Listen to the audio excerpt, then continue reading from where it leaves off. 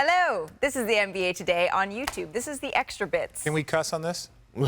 I mean, sparingly? Probably. Chiney, Richard, Oh, Kendrick, I'm Malika. Let's talk about the Rookie of the Year race, my friends, because Chet Holmgren and the Thunder, they got the win right over Victor Wembanyama and the Spurs the other night. But their latest matchup, it really encapsulated the Rookie of the Year race, right? You have Chet getting the win, Victor putting up the stats. Who do you have having the edge in this? Me, 100% Chet Holmgren. And this is the thing. The numbers are obviously in favor of Wemby. But I look at this. If you're the number one pick and you add to a team, the idea is that you make the team better. They lost 18 games in a row, and I understand that Chet Holmgren has a much better team. Victor doesn't have, but that's not his fault. So to me, when I look at this, and there is a kid that is averaging 17 points and putting up the numbers that Chet Holmgren is, but like these numbers are very, very impressive. But if Chet Holmgren makes two mistakes, if Chet Holmgren makes two mistakes in the middle of a game, he's sitting down. Wemby can make 8 mistakes in a row, and they're going to play him as 30 minutes because they don't give a damn about winning. So when you look at this, if you would have put Chet Holmgren on the San Antonio Spurs, I guarantee you those numbers would look very similar. He would be averaging 20 plus because he would be out there every single game regardless of who wins. So I'm going to give it to the individual that has exponentially more pressure on him every single night to make the right game plan moves, to make the right pass, to do all of the things perfect, because that's what they're the number one team in the Western Conference right now, and he is in his first year averaging 17 and 9. Come on now. There's not even a question. Is this the same Richard Jefferson that had so many complaints about the roster? That Correct, playing Sohan at the one. It wasn't the roster. They had the players.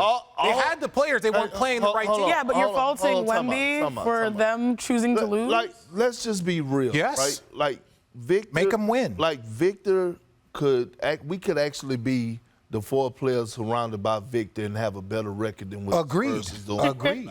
He's not playing trying to say? with. That means you go. You know what I'm saying? Damn it, they're not good. And the fact of the matter is he's going out there and he's being impactful. And when I say impactful, meaning giving them a shot to even be in the game, right? Forget losing 18 straight. Victor Wembanyama has not disappointed us, averaging 20 and 10 for the season. And you know what really got a 70 ball from Joel. Hold on. And you know what really woke me 70. up? You know what really woke me up? What? The way that he went at Giannis Antetokounmpo. Thank you. The way that he went at Giannis Antetokounmpo toe-to-toe. And by the way, he got that 70-piece put up on him, but he didn't back down. His stats were great, too. 33. He had 33 as a rookie. At the end of the day, man, I'm looking at the stats. This is not like the MVP award where your team have to be successful. Thank you. The Rookie of the Year is individual.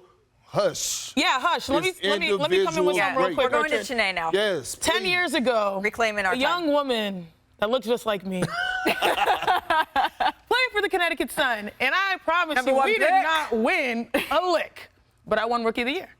You know, and I think what helped me win Rookie of the Year was having big moments against the best players. Somebody who actually I'm not saying that to toot my horn. No, but I'm just saying, like, what we're seeing from Wemby, I understand. Chet is having a phenomenal year. Don't you think that having a year to train in the NBA does help you to a little bit? Let me say this. Wait, yes or no? Yes, it does help you. Yes. Wemby, they have this idea of a minutes restriction. They're not putting the right pieces around him. He's still doing freakish things. He leads in every category. I don't want to fault him for losing because that's what they're designed to do. But what we're experiencing from him are the first things that we've seen from rookies in a very, very long time. That's not a knock on Chet. This is as close as it's been in a very, very long time.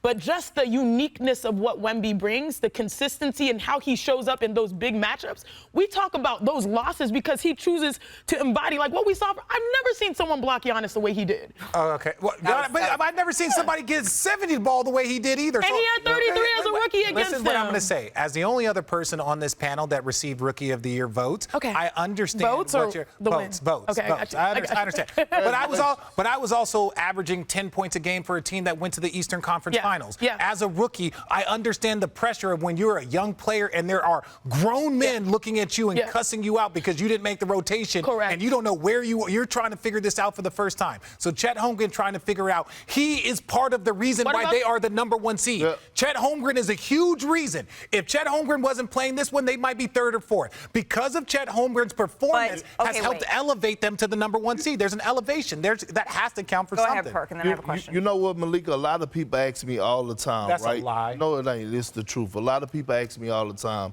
if I could change it, would I have went to college and then went to the NBA? I said no. Even though I did not play a single game, I think maybe one my first year, right? Stayed on the IR list, stayed in suits on the bench or whatever the case may be.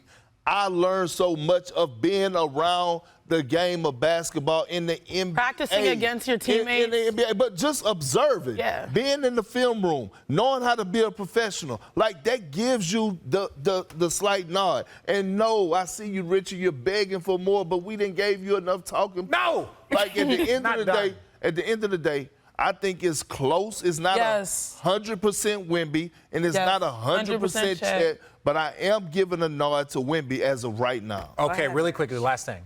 How long has Victor been a pro?